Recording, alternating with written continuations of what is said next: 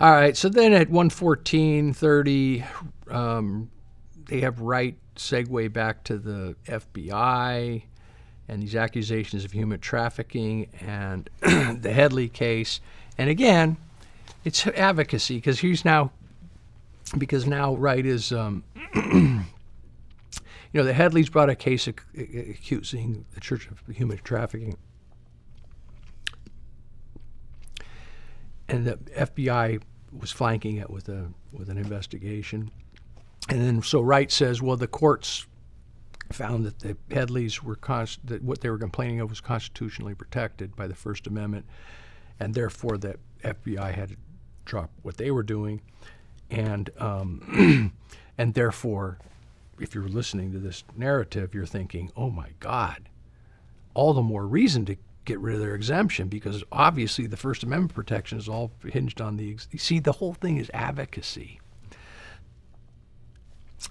But the problem with the advocacy is the fact that people miss is that if you read the Court of Appeals decision, yeah, there was First Amendment problems, but they didn't even have to get to the First Amendment because there was factual problems.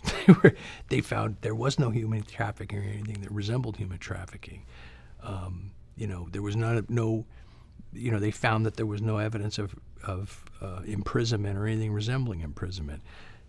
They found that the plaintiffs, the Headleys, on their free will, had every opportunity to leave if they didn't like what they were doing, but they stayed for 15 years. So, it wasn't even though there was constitutional elements in the decision, it wasn't the First Amendment. There was no facts.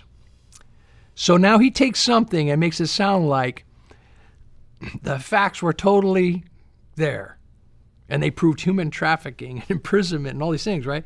And then, but the thorny First Amendment got in the way, which he's already told us is only there because the IRS made the decision that Scientology is a religion, which they never made. So you get the fiction. We've got a real big fiction being created here, but it's this is why I call it propaganda, because it's all geared towards communicating that we need to get the IRS to put these guys in a big world of hurt financially by revoking their exemption.